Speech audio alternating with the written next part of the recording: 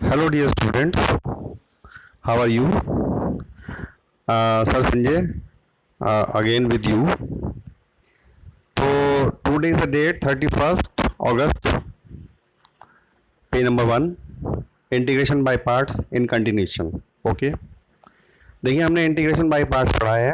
हमने उसमें product rule लगाना सीखा है.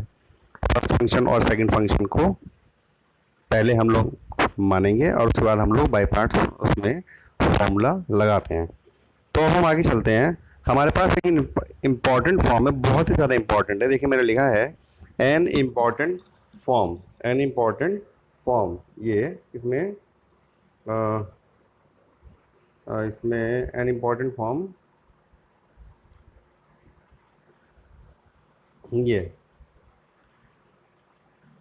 That is I equal to e की power x into f x plus f dash x d x. यानी क्या मतलब हुआ, आपके पास ई की पावर एक्स है और साथ में आपके पास मल्टीप्लिकेशन में दो तरह के फंक्शंस हैं. एक तो फंक्शन है और एक साथ में उसका डेरिवेटिव है. ये उसकी पहचान है. फॉर एग्जांपल मैंने आपको नीचे लिखा है ई की power x into F sine x plus cos x. अब आप देखिए इसमें ये साइन एक्स तो अपने आप में फंक्शन है और कॉस एक्स अपने आप में डेरिवेटिव है. अगर आप लोग ये सोचेंगे कि सर कॉस एक्स का डेरिवेटिव भी तो माइनस साइन एक्स होता है, तो इस फॉर्म के अंदर आपको ये बात ध्यान रखनी है कि जो फंक्शन आप एज्यूम करेंगे जिसको, उसका डेरिवेटिव कम्प्लीटली होना चाहिए. मतलब उसमें कोई कंसिडरेशन एडजस्टमेंट का नहीं होगा. जैसे कॉस एक्स को अगर हम फंक्शन मानते हैं तो उसका डेरिवेटिव माइनस साइन एक्स आता है. तो आपके पास यहाँ पर माइनस साइन एक्स ना होकर सिंपली साइन एक्स ही है, तो कंप्लीट डेरिवेटिव नहीं है. तो इसलिए हम साइन एक्स को ही फंक्शन मानेंगे और कॉस एक्स को हम डेरिवेटिव मानेंगे. ओके, देखो मैंने नीचे लिखा भी है एफ एक्स और एफ डैश एक्स से मैंने इसको डिनोट भी किया है. ओके, तो अब हम इस तरह की फॉर्म को कैसे सॉल्व करते हैं.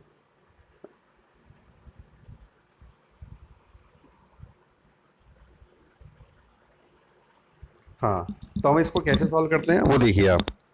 इसमें टू सॉल्व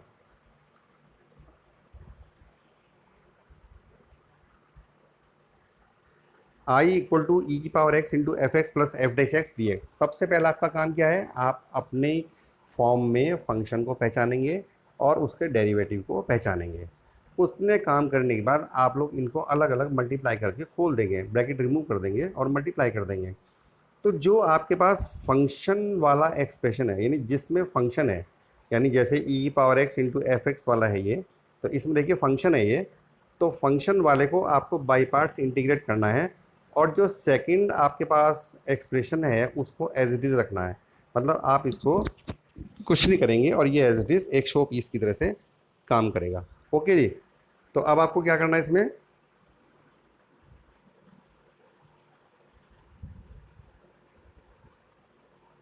हाँ, तो अब हम इसमें क्या करते हैं, बाई पार्ट्स हम इसको इंटीग्रेट करते हैं. कैसे, फर्स्ट फंक्शन हमने लिया एफ एक्स को फर्स्ट फंक्शन, क्योंकि हमने उसमें क्या करेंगे, अपना वही इलेट लगाएंगे. यानी क्योंकि हमारे पास इसमें ई की पावर एक्स है, इसलिए हम इसको सेकंड फंक्शन ही मानते हैं. तो first function as it is और into integration of second function minus derivative of first into integration of second का होल इंटीग्रेशन, राइट. और ये आपके पास प्लस ई की power x into f dash x, ये आपके पास एज इट इज़ एक शो पीस की तरह से काम करेगा, ये रखा रहेगा. अब आपको क्या करना है, ये फंक्शन आपके पास एज इट इज़ रखा रहेगा क्योंकि ई की पावर एक्स का इंटीग्रेशन एज इट इज़ आ गया. तो आप इसको एज इट इज़ रखेंगे और माइनस, अब देखिए क्या करना है इसमें, एफ एक्स का डेरिवेटिव क्या बन जाएगा, एफ डैश एक्स. ओके, और ई की पावर एक्स का इंटीग्रेशन क्या बन जाएगा, ई की power x as it is. और फिर हमारे पास क्या है बाहर, ये इंटीग्रेशन का साइन है, यानी आप इसको एज इट इज़ रखेंगे. देखो ध्यान से देखो, फिर दोबारा हमने इसका डेरिवेटिव लगाया और हमने इसका इंटीग्रेशन लगाया और फिर हमने इसका होल इंटीग्रेशन कर दिया, राइट. और ये आपके पास एज इट इज़ रखा हुआ है, ये एक्सप्रेशन आपके पास एज इट इज़ रखा हुआ है. तो आप देखेंगे ध्यान से कि ये दोनों एक्सप्रेशन सेम आ गए, लेकिन माइनस और प्लस का इसमें साइन चेंज हो रहा है. तो ये दोनों एक्सप्रेशन कट सकते हैं, तो आप इनको काट दीजिए और काटने के बाद आपके पास आंसर क्या रह जाएगा, ई की power x into f x plus c. यानी इस तरह के क्वेश्चंस में एक बहुत सिंपल सी बात ये है कि आपका जो आंसर आता है वो हमेशा ई की power x into f x वाली फॉर्म में आता है। ठीक है, तो इतनी बात क्लियर होगी। यदि आपको कोई प्रॉब्लम इसमें रहे तो आप मेरे से आगे पूछ सकते हैं। ठीक है, अब चलते हैं एग्जाम्पल नंबर 1, इसमें कैसे करेंगे।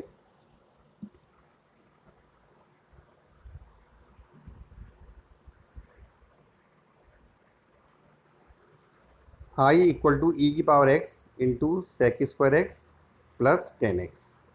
आप ध्यान से देखिए, हमारे पास 10x एक फंक्शन है और सेक स्क्वायर एक्स उसका डेरिवेटिव है। ओके, तो आपने मैंने फंक्शन के नीचे इसको लिखा एफ एक्स और इसको लिख दिया एफ डैश एक्स। राइट, इतना काम करने के बाद हमने फिर वही इसको ब्रैकेट को रिमूव कर दिया, यानी ई की power x into 10x function को पहले लिख दिया और ई की power x into sec square x हमने डेरिवेटिव को साथ में सेकंड प्लेस पर रख दिया। अब हम इसके अंदर बिल्कुल ठीक उसी तरह से इसमें इंटीग्रेशन बाय पार्ट्स अप्लाई करेंगे और अप्लाई करने के बाद देखिए आपके पास वही ई की power x into 10x plus c आपका आंसर बन जाएगा। ओके, अब इसमें आपके पास फिर एग्जाम्पल नंबर टू के अंदर ये वही ई की power x into sine x plus cos x d x. Right, तो आप देखेंगे ध्यान से इसमें कि आपके पास साइन एक्स एक फंक्शन है, कंप्लीट है यहाँ पे, ये साइन एक्स एक फंक्शन है और कॉस एक्स इसका डेरिवेटिव है। साइन एक्स एक फंक्शन है और कॉस एक्स इसका डेरिवेटिव है। तो मैंने आपको सिंपली बता दिया, इसमें आप इसको वर्किंग खुद करेंगे ऊपर के एग्जांपल को देखकर और आपका आंसर क्या आ जाएगा, ई की power x into sine x plus c. देखिए अब ये फॉर्म इंपॉर्टेंट क्यों है, क्योंकि इसका आगे यूज़ होता है। जब हम इंटीग्रेशन के अलावा किसी टॉपिक पे इसको यूज़ करेंगे तो हम वहाँ पर पूरी वर्किंग शो नहीं करेंगे। हम क्या करेंगे, फंक्शन और डेरिवेटिव को पहचानेंगे और हम सीधा आंसर लिख देंगे ई की power x into sine x plus c. Okay, इतना क्लियर हो गया। अब आप इसको आगे देखिए, नेक्स्ट पेज नंबर 2 पर आइए। पेज नंबर 2 पर आने के बाद एग्जाम्पल नंबर 3 भी बिल्कुल ऐसे ही है। इसमें क्या है, इसमें आपके पास ये ई की पावर एक्स और साइन इनवर्स एक्स और ये root 1/√1 - x square d x. Okay, तो इसको आप फंक्शन मानिए और इसको डेरिवेटिव मानिए और प्रोसेस सेम अप्लाई कर दीजिए। राइट जी, अब आगे चलते हैं। Question number 17। क्वेश्चन नंबर 17 के बाद क्या होता है, एक्स इंटू ई की power x into x plus 1 का होल स्क्वायर। ये आपके पास एक क्वेश्चन है। अब आप ये कहेंगे कि हमारे पास ना तो इसमें कहीं एफ एक्स और ना ही कहीं इसमें एफ डैश एक्स है। देखिए ये कोई ज़रूरी नहीं होता कि आप लोगों के पास जो क्वेश्चन दिया जाए वो आपकी एग्जैक्ट फॉर्म बनकर आए। आपको अपनी फॉर्म कई बार बनानी भी होती है। जैसे कि आप लोग टेन स्क्वायर एक्स का इंटीग्रेशन जब भी करते हैं तो पहले आप उसको सेक स्क्वायर एक्स -1 में कन्वर्ट करते हैं और तब आप उसको इंटीग्रेट करते हैं। तो हम क्या करेंगे, अब इस फॉर्म में जो हमने आज फॉर्म पढ़ी है ई की power x into f x plus F D x वाली, हम उस फॉर्म में इसको कन्वर्ट करेंगे। कैसे करेंगे, ध्यान से देखिए। हमने क्या किया, ई की पावर एक्स को अलग कर दिया, मतलब मल्टीप्लिकेशन में अलग कर दिया और x upon 1 plus x square को एक्स प्लस 1 का होल स्क्वायर हमने अलग कर दिया। मल्टीप्लिकेशन में साइन बीच में है। अब हम इस एक्स अपॉन एक्स प्लस 1 के होल स्क्वायर को थोड़ा सा चेंज करते हैं। कैसे, हम ऊपर वाले x को नीचे वाले जैसा बनाते हैं, यानी x प्लस 1 है नीचे, तो हम क्या करेंगे, ऊपर वाले को x प्लस 1 बनाएंगे। ये बनाया हमने x प्लस 1, इसके लिए हमने +1 किया और एक -1 किया। ओके, इंटू ई की power x as it is रखा रहेगा। अब हमने क्या किया, x प्लस 1 से x प्लस 1 के होल स्क्वायर को हमने सेपरेट कर दिया और -1 अपॉन एक्स प्लस 1 के होल स्क्वायर से हमने इसको वापस अलग डिस्ट्रीब्यूट कर दिया और इंटू ई की पावर x dx आपके पास ही ऑलरेडी है ही। No problem, understand. चलिए अब आगे चलते हैं। देखिए अब आप देखिए यहाँ पर एक हमारे पास ये जो पावर है एक कैंसिल हो गई, ये पावर हमारे पास यहाँ से कैंसिल हो गई और हमारे पास एक्सप्रेशन क्या बच गया, 1 upon x plus 1 minus 1 upon x plus 1 का होल स्क्वायर, ये हमारे पास बच गया और इंटू ई की power x as it is हमारे पास रह गया। राइट, चलिए और आगे देखिए। अब देखिए हमने क्या किया, ये हमारे पास फंक्शन आ गया, ये हमारे पास फंक्शन आ गया और ये हमारे पास डेरिवेटिव आ गया। तो यानी अब हमारा क्वेश्चन हमारी फॉर्म में चेंज हो गया। राइट, चलिए क्या बना, ई की power x into 1 upon x plus 1 और माइनस ई की power x into 1 plus x का होल स्क्वायर। ध्यान से देखिए, 1 अपॉन एक्स प्लस 1 का जो डेरिवेटिव होता है वो सिंपल -1 अपॉन एक्स प्लस 1 का होल स्क्वायर होता है। अगर आप देखें इसका डेरिवेटिव एग्जैक्टली ये रखा है -1 अपॉन 1 प्लस एक्स का होल स्क्वायर। अगर मैं यहाँ पर 1 भी लगा दूँ तो देखिए ये -1/1 प्लस एक्स का होल स्क्वायर बन गया, और ये माइनस आपके पास बाहर रखा हुआ है ना। देखिए यहाँ पर आपके पास माइनस बाहर रखा हुआ है, नो प्रॉब्लम। तो अब आप इसको वही बाई पार्ट्स आप इसको इंटीग्रेट करिए जैसा आप पहले करते आए हैं। तो आपका आंसर क्या आ जाएगा, e⁻x into x plus one, क्योंकि हमारे पास फंक्शन क्या है 1/x+1। तो e⁻x इंटू साथ में फंक्शन यानी 1/x+1, ये आपका इंटीग्रेशन आ जाएगा। बीच की वर्किंग आप देखकर इसको खुद कर सकते हैं। ओके, अब आगे चलते हैं।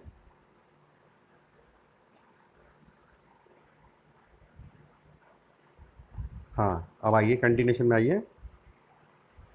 नेक्स्ट क्वेश्चन आपके पास बहुत अच्छा सा क्वेश्चन है, इंपॉर्टेंट भी है। मैं लिख देता हूँ इस पर, इंपॉर्टेंट है ये। तो देखिए e⁻x into 1 + sin x/1 + cos x, इसके अंदर भी आपको डायरेक्ट फॉर्म नहीं मालूम है ना।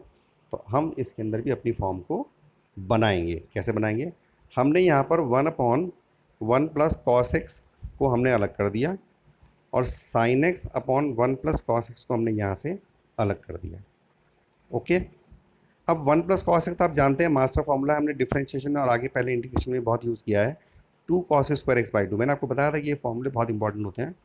और आपने क्या किया, यहाँ से साइन एक्स को चेंज कर दिया, 2 sin x/2 cos x/2, यानी sin 2x वाला फॉर्मूला आपने अप्लाई कर दिया, 2 sin x/2 cos x/2। और यहाँ पर नीचे 1 + cos x से क्या बना, 2 cos² x/2, राइट। ये यहाँ से 2 से 2 कैंसिल हो गया, यहाँ से 2 से 2 कैंसिल हो गया, और cos x/2 से एक cos x/2 कैंसिल हो गया, और हमारे पास क्या बचा, tan x/2 बच गया। और यहाँ पर हमारे पास क्या बचा, 1/2 एज इट इज़, और cos² x/2 को हमने ऊपर ले लिया, sec² x/2 बन गया। अब आप ध्यान से देखिए, ये tan x/2 आपके पास फंक्शन है, और ये इसका एग्जैक्ट डेरिवेटिव है। देखिए tan x/2 का डेरिवेटिव sec² x/2, और चेन रूल लगाएंगे तो x/2 का डेरिवेटिव 1/2 आ जाएगा। तो यानी इस फंक्शन का डेरिवेटिव कंप्लीटली हमारे पास है, और अब आगे इसको खुद आप लोग कर सकते हैं, राइट। तो अब चलते हैं नेक्स्ट। ये आपके मैंने वर्किंग शो करी है आपको।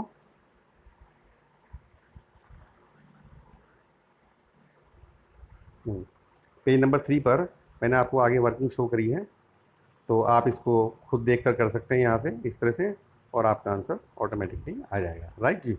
अब इतना काम करने के बाद आपका आज ये होमवर्क है, पेज नंबर 328, पेज नंबर 328 पर आप ये 16, 19, 20, 21, 24, ये 5 क्वेश्चन आप लोग पहले तो वो करेंगे जो मैंने कराए हैं, और ये 5 क्वेश्चंस आप और करिए। ये इंपॉर्टेंट फॉर्म है, इंटीग्रेशन बाय पार्ट्स में अक्सर एग्जाम में क्वेश्चन आ जाता है।